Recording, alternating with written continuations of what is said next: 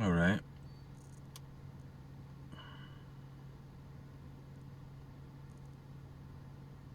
So, me and my wife got into a conversation the other night about death, and my wife's not into non-duality. We've talked about things like this, but she basically said that she knows, kind of understands what it is, but she's not interested in pursuing that, like self-inquiry, or that's just not something that she's compelled to do. But we were talking about death, and just out of the blue, I kind of, it got a bit philosophical, and then I started pointing, like directly pointing, and she kind of stopped, and she was like, something you said there just made me feel weird, and then she got kind of freaked out. She was like, oh, I don't like this. This is freaking me out. And then she said that something just clicked, and then she said for the first time ever, she didn't have any thoughts. She had no thoughts at all. So we just sat in the baby's room for a while, just silently. And it's I messaged her. So this was 2 days ago. I messaged her yesterday when I got to work, and I said, "Is it still there?" And she said it's persisted into the next day. So that, I don't know, that could be a shift. That could be an awakening. But it's interesting because she's not someone who was compelled in this direction like I was. She or interested in this, or had that inclination anyway, and that kind of instant recognition happened. So it just shows you that the whole seeking thing, it's, I'm not saying it's not necessary for the individual, or in that relative story, but it's not necessary for awakening. A story of a seeker, or years of seeking, or whatever, isn't necessary for awakening. Awakening's not in that space. It can just happen out of the blue. So, but I wanted to talk about, I'd been getting, a lot of people are talking about, and asking in different ways, and I know that what they're talking about is and this is maybe post, you could say post awakening, the background, the kind of background substratum that, or the awareness, that is something that or something that at least I dropped back to, that more fundamental position, more fundamental experience of the knowingness, the awareness, the background, the Brahman, or whatever you'd want to call it. And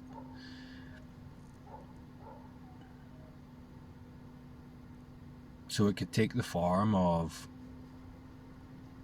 awareness, like a formless awareness in which all of this appears, somehow subtly separate from it, or like a background of awareness. Like, so it could be like a background back here as what I am, upon which all of this appears as a separate, somehow separate thing, a separate awareness. It might even appear behind the appearance or something like that. A formless awareness that allows all this to be what it is, the sense experience, and or the thoughts. A formless awareness appearing, allowing the thought somehow separate from it, something like that. And it seems to be that, after we get in touch with this, after that distraction of the mind self relaxes enough, we get in touch with what we are that allows all that, what we are in which all of that appears, or on which all of that appears.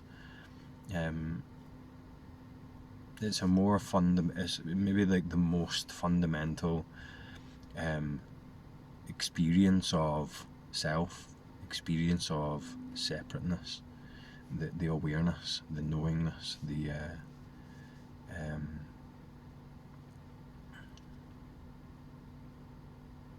background, or you could even call it like the nothingness.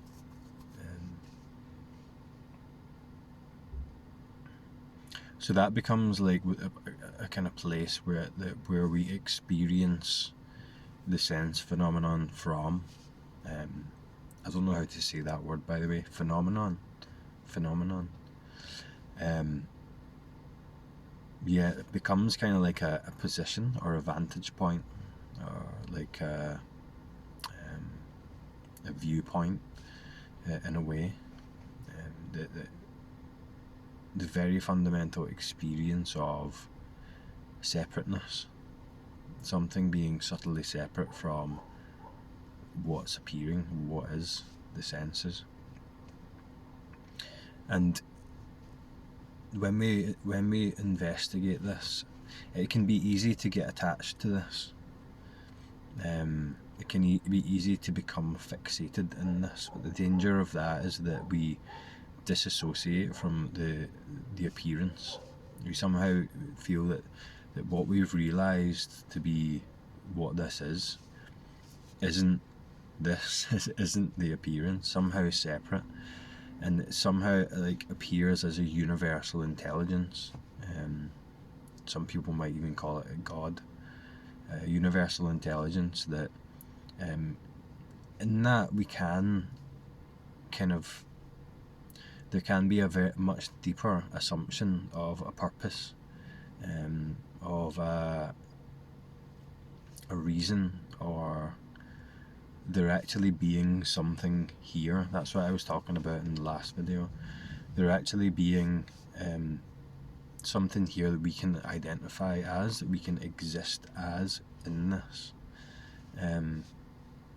But if we investigate that, I don't want to give you any conclusions, because you have to really look for yourself, but it's not there. It isn't there. Awareness isn't a thing. Knowingness isn't a thing. It's a, I would say it's an idea, but it's a filter of experience.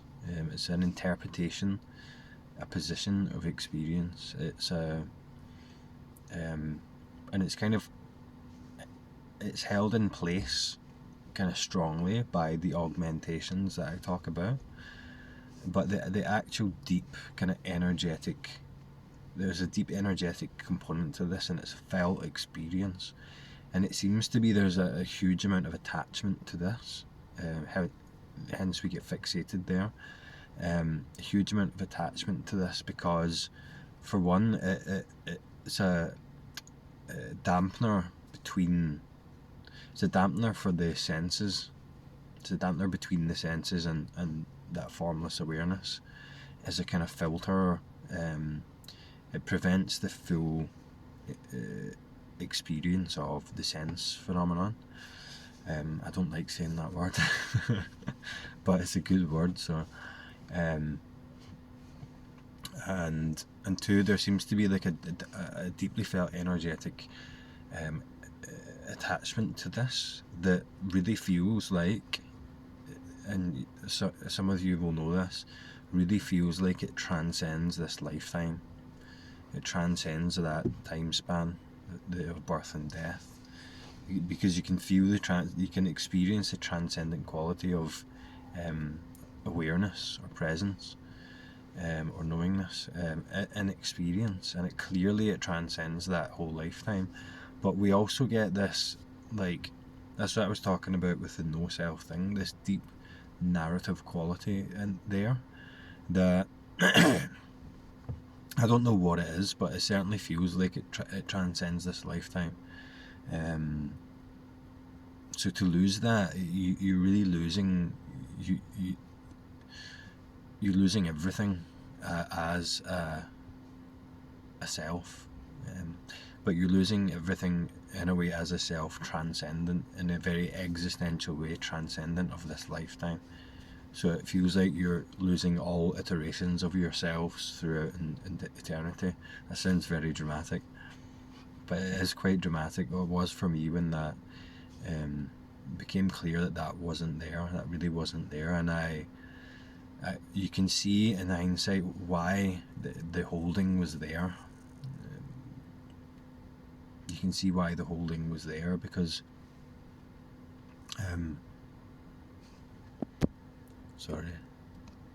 it gives experience like a purpose or a narrative quality, a kind of a reason, or in a way,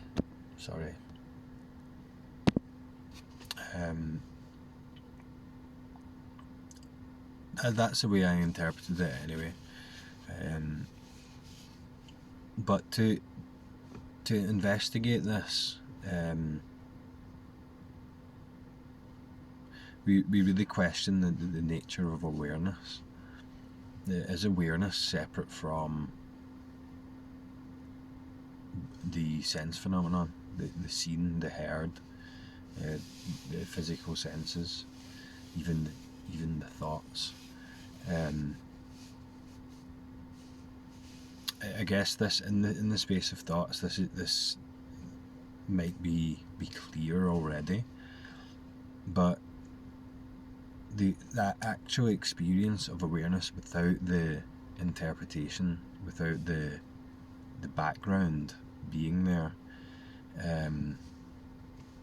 is just the direct sense phenomenon. So like the awareness is the sound, awareness is the scene. There's no separate viewpoint, position. There's no separate formless awareness. There's no separate source. This is the source. There's no other thing that's not perceivable, that's not here. It doesn't exist. It's not actually there in experience. So then what is here in experience becomes the only experience.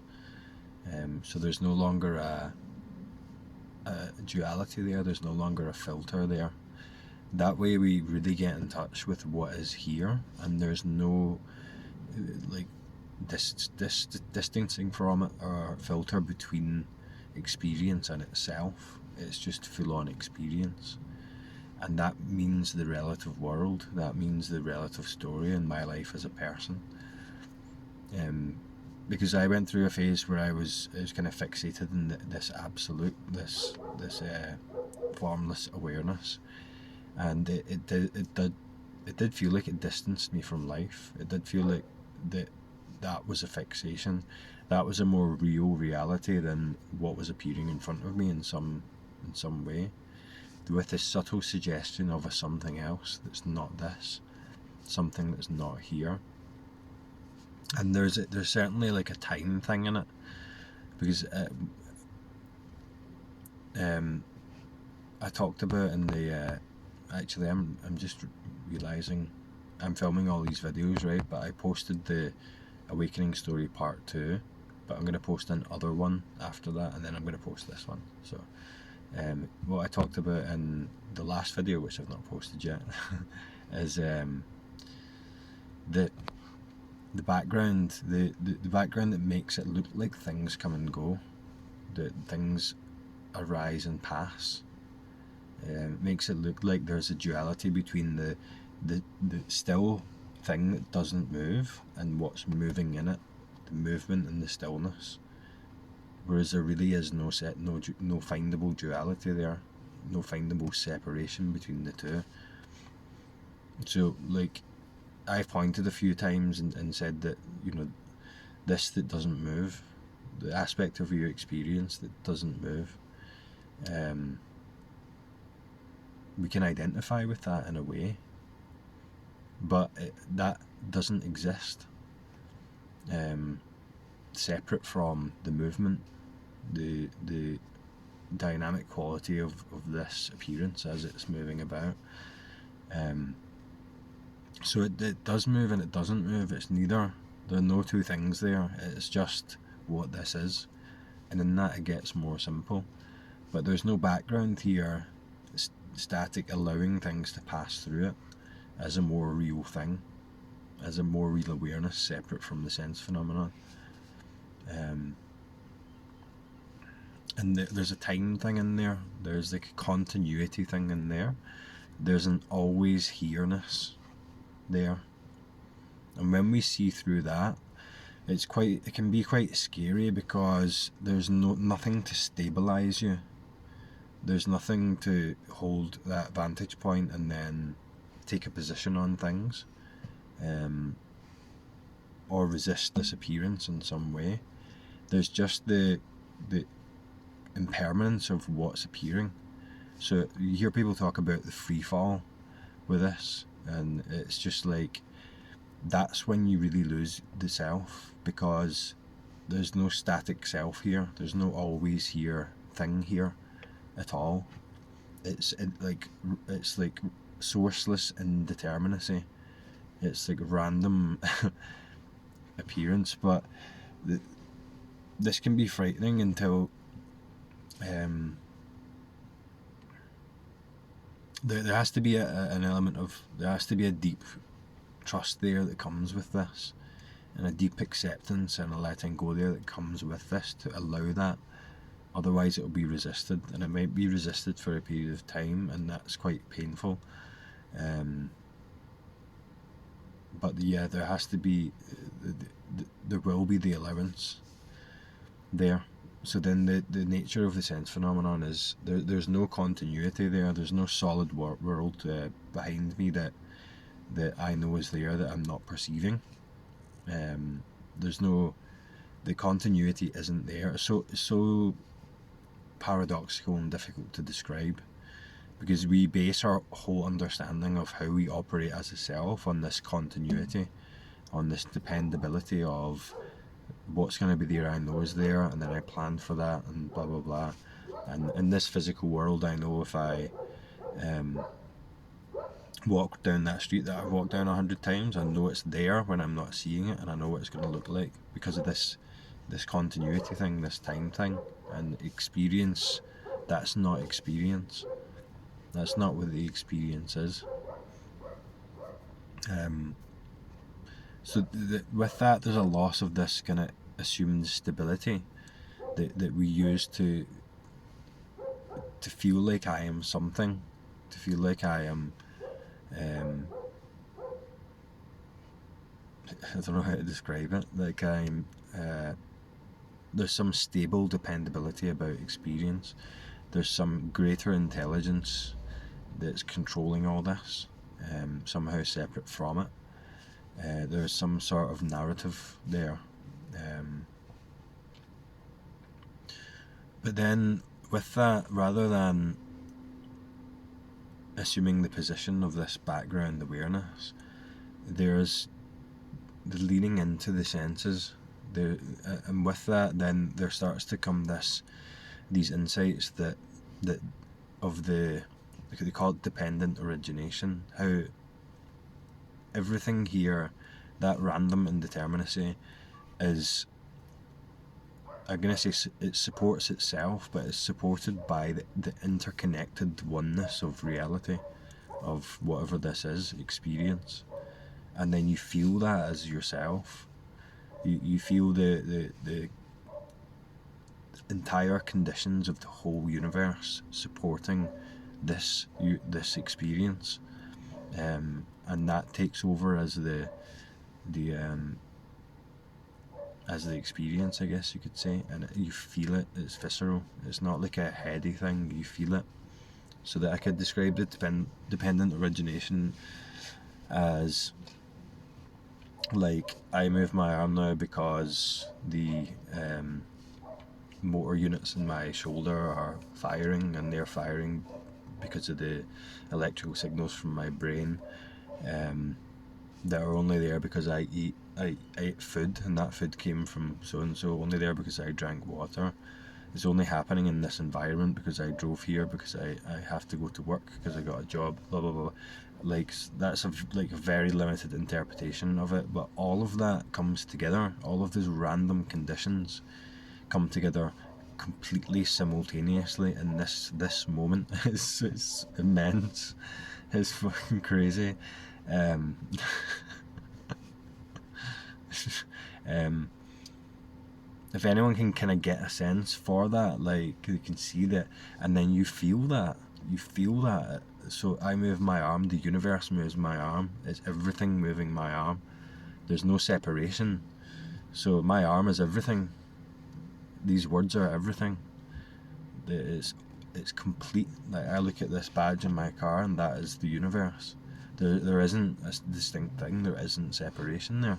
It's all together. It's all one. It's all non-dual.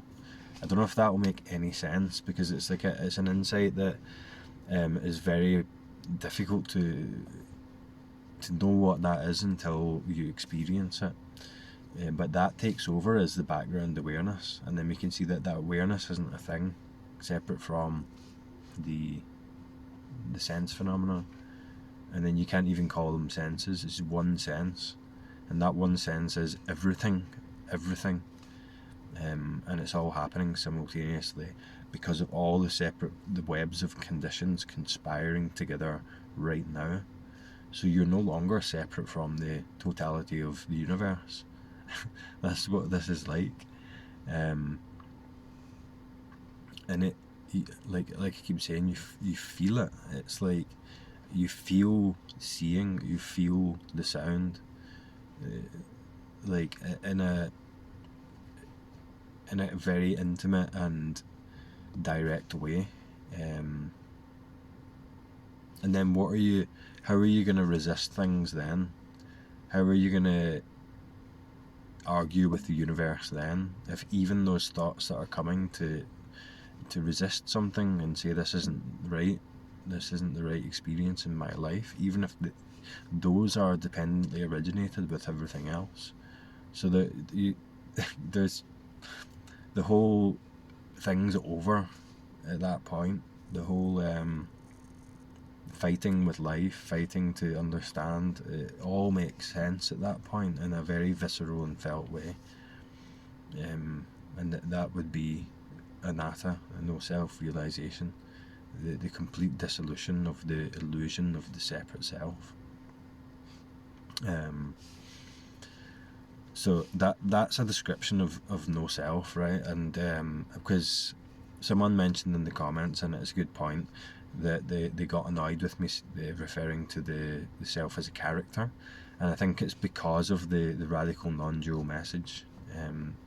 So you can tell me if this style of pointing that I used there to point to the anatta, to point to no self, is more palatable than the radical non-dual message, which it's not flexible. That's why I'm not a fan of it, and it doesn't address the emotions. It doesn't seem to address the emotions. It just points, and it does a good job at pointing at the no self realization, pointing at that, but that's all it does. It doesn't really address anything else, or the relative. So I guess that could be a fixation in itself. But yeah, I do sometimes find myself saying phrases that would be like similar to the non-dual message, but I find myself saying that because it's very difficult to talk about it, and there's only certain ways that you can describe it. But let me know if that helps. Tell me your own experiences as well, and I'll talk to you next time.